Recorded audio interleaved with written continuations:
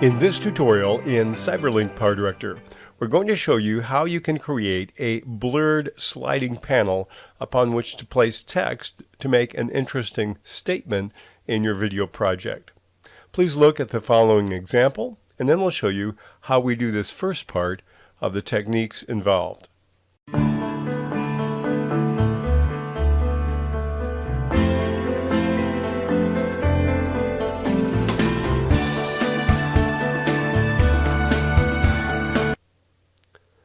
I have this clip. I'm going to place it on track number 1. And then what I want to do is start to begin to build my blurred object that will slide across. So I need to copy the clip. I'll highlight it, do Control-C with the keyboard combination. Then I'll move down to track number 2. With my playhead on the left side, I'll highlight track 2 and press Control-V to paste. Now I have two identical clips. We're going to use the first clip as the one that we blur. So for the moment, I'm going to make it so I cannot see clip on track number 2. Let's take the clip on 1. I'll highlight it. Then we'll move to the effect room. I can click on the FX or press the F4 function key. I want to use a blur. So the quick way to find that would be enlarge the panel on the left, and then you have the search box in the upper right of that left panel. I'll type in the word blur. Press enter and it will give me all the blurs that I have available in my copy of PowerDirector. I'll take the Gaussian blur and drag and drop it down to track number 1. Then we'll resize our panel and go back to the main entry where we see basically our video.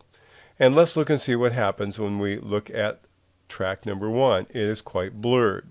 I want to change it slightly. So first of all, I'm going to click on that track number 1, click on the effect button. I want to blur it a little more, so I'll take the degree slider at the very top, drag it a little bit to the right, and something around 12 I think is going to work for my purposes. So now I've adjusted the blur. Now I have to make it slide across the screen. How do I do that? I'm going to click on track number 2. First of all, let's activate it. Click on track number 2, the second copy. Then we're going to click on Tools, the button above the timeline, and choose the Mask Designer. We're going to use a mask, and so what I need to do is select the mask I want. I'm going to take the inside slider here, move up to the largest mask I find, which is this one here. I'll enlarge it even more to make it the full width of the screen. So right now, nothing is masked. Now I need to figure out what it's going to look like to start with. It will start with perfectly clear. So I'm going to need to position the mask. So with the playhead all the way to the left side, I'll click the diamond on position value, and that will set a small red keyframe for my position value. Now how long do I want the mask to come in? How many seconds or frames? Well, let's use our time indicator above. And let's type in, let's say 1 second and 15 frames. That moves my playhead to 1 second and 15 frames. I'm going to right click where that playhead is, click Add Timeline Marker. And I'm going to add a marker. The marker will simply say slide in, finished. Click on OK. So that's where the slide in will end. So I'm going to set a keyframe here. I click the diamond.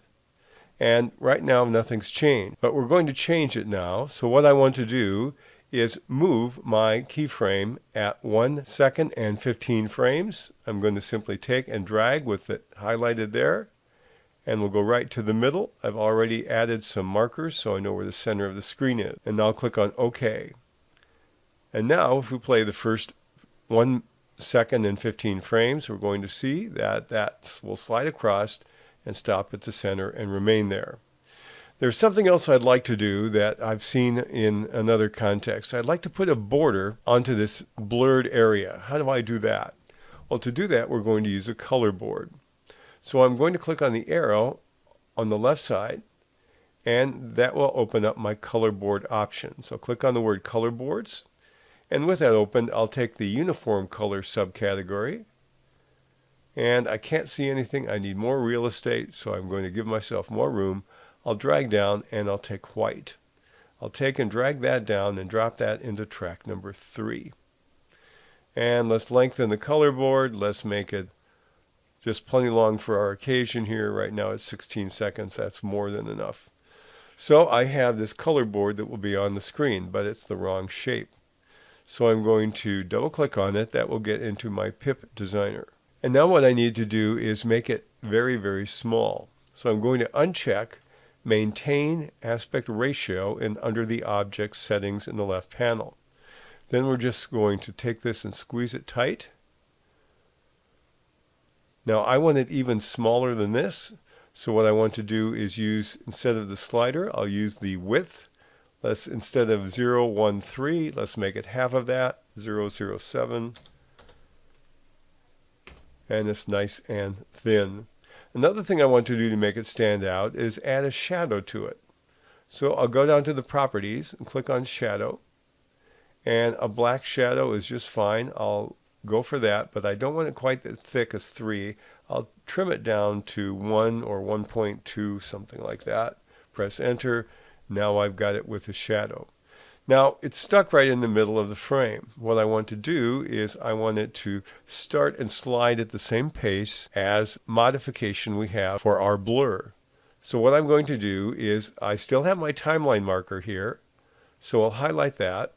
And then we'll set a position value right here. And now our little white color board, which will be the edge at 1 second and 15 frames, is in the middle. We're going to go back all the way to the beginning. And with it there, we're going to set another keyframe. All I need to do is drag my mouse and drag it to the left off the side. And so it starts off the screen, and it should move at the same pace with the other object. Let's click on OK here. Press the home key. We start out, everything is nice and clear. And when we press our play, we see it slides across the screen with the bar and occupies the left side of the screen.